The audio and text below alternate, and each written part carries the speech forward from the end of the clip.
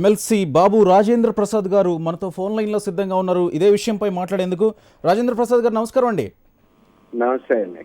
నమస్తే అండి. మనం చూస్తున్నాం జల్లికట్టు కోసం తమిళనాడు అంతా పార్టీలకు అతీతంగా పోరాడితే ఈరోజు ఆర్డినెన్స్ మీద గవర్నర్ తాజాగా సంతకం చేసినట్లు కూడా మనం చూస్తూ ఉన్నాం. కేవలం అది ఒక క్రీడ. మనకి ఇక్కడ చూస్తే తెలుగువారి ఆత్మగౌరవానికి సంబంధించినటువంటి అంశం, రైల్వే జోన్ అయితేనేమి, ప్రత్యేక హోదా అయితేనేమి, ఇది సాధ్యమేనా? అందరూ కలిసి పోరాడటం ఎందుకు సాధ్యం కాదు? ఎందుకు సాధించుకోలేము? తప్పనిసరిగానండి. అందరూ మనస్ఫూర్తిగా ఎటువంటి మచ్చలేనటువంటి స్వచ్ఛమైనటువంటి పార్టీలు నాయకులు ముందుకు వస్తే అందరూ కలిసి చేయొచ్చు. కానీ వీళ్ళకి రాజకీయ ప్రయోజనాలు ఇమిడుండి, ఎందుకంటే ఇప్పుడు తల్లిని హత్య చేసింది కాంగ్రెస్ పార్టీ. ఇంకా వాళ్ళు వచ్చి ఈ హత్యకి కర్మకాండలు అలా చేయాలి ఎలా చేయాలి అనేటటువంటి హక్కు అధికారం అలా నైతిక పరమైనటువంటి ఇది లేదు వాళ్ళకి. ఇప్పుడు రామచంద్రారు ఇన్ని మాటలు చెప్తున్నారు. ఇన్ని మాటలు చెప్పే ఆయన అసలు పోలవరాన్ని ఆయన అధికార ప్రతినిధిగా ఉండి ప్రభుత్వ సలహాదారుగా ఉండి ఆ జలయజ్ఞాన్ని ధనయజ్ఞం చేసినటువంటి వ్యక్తి ఆ రోజున ఆ 86,000 కోట్ల రూపాయలను తినివేయకుండా ఆ రోజున పోలవరం కేవలం 10,000 కోట్ల రూపాయలకి అయిపోయేది. వాళ్ళు వేసిన ఎస్టిమేషన్ 2005లో. 2005 నుంచి 2010 వరకు దరిదాపు ఆయన హవా నడిచింది వైఎస్ రాజశేఖర రెడ్డి గారి జమానాలో.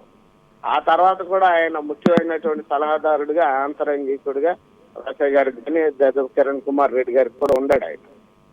మరి 10 ఏళ్లలో అసలు పోలవరం ఎందుకు పూర్తి చేయలేదు? ఏం చేశారు? ఆ 86,000 కోట్లు ఎందుకు తినేశారు? 10,000 కోట్లది అన్ని వేల కోట్లు ఏదో చేసాం. సార్, ఇక్కడ ఒక విషయం, పోలవరానికి సంబంధించిన విషయం కాదు మనం ఇప్పుడు చర్చిస్తున్నాం.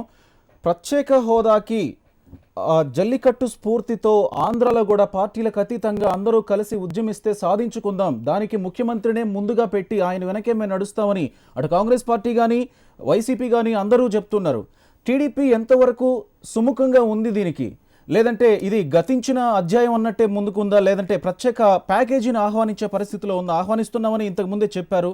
ప్రస్తుతం టీడీపీ ఏమన్నా ఈ దిశగా అడుగులేసే అవకాశం ఉందా? ఇప్పుడు అదేదో అంటారే అయిపోయిన పెళ్లికి బాధ్యాలు వాయించడం అని, అదంతా అయిపోయిన చరిత్ర, ముగిసినటువంటి కథ అది.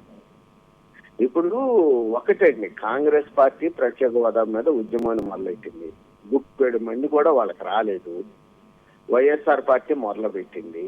వాళ్ళే తూతూ మంతరంగా ప్రత్యేక హోదా ఎందుకు ఇవ్వట్లేదని ప్రధానమంత్రిని నిలదీసే ఆ దమ్ము ధైర్యం జగన్మోహన్ రెడ్డికి లేదు. ఎందుకంటే గట్టిగా మోడీ గారిని ప్రశ్నిస్తే మళ్ళీ అక్కడ సిబిఐ కేసులు అవన్నీ తిరగదోడి మళ్ళీ అక్కడ జైలుకి పంపిస్తాడు అని భయం.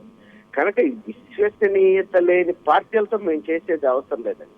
ఏం చేయాలో ఎలా చేయాలో మా తెలుగుదేశం పార్టీకి, మా నాయకుడు చంద్రబాబు నాయుడు గారికి బాగా తెలుసు. వీళ్ళందరికంటే ఎక్కువ పరపతి ఉన్నాయనికి ఆయన మాక్సిమం ట్రై చేయటం జరిగింది. రెండు విషయాలు ఇందులో స్పష్టం చేస్తున్నాను.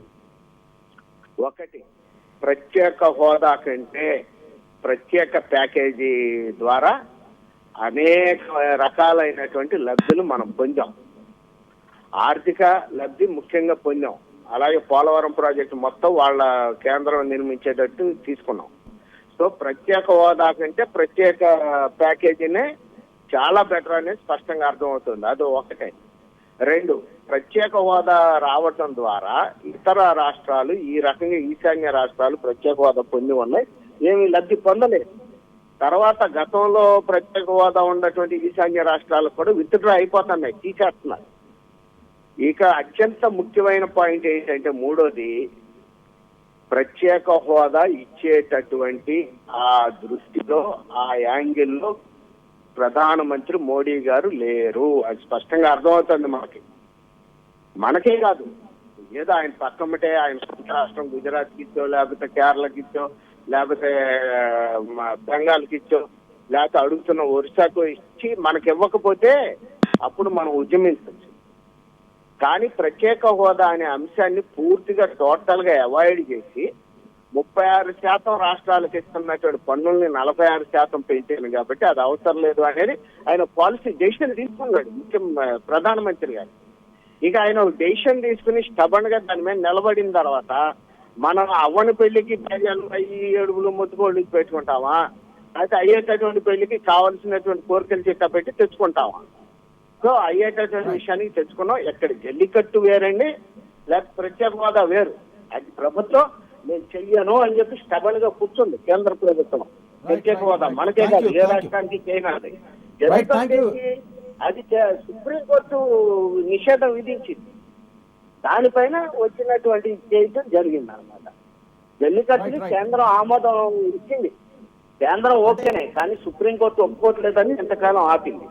అంటే యాక్చువల్గా ఆ స్ఫూర్తి గురించి ఇక్కడ విషయం ఏంటంటే స్ఫూర్తి గురించి మాట్లాడారు కేవీపీ రామచంద్రరావు గారు, లేఖ రాయడం జరిగింది. Thank you very much for joining Rajendra Prasad garu. Thank you very much.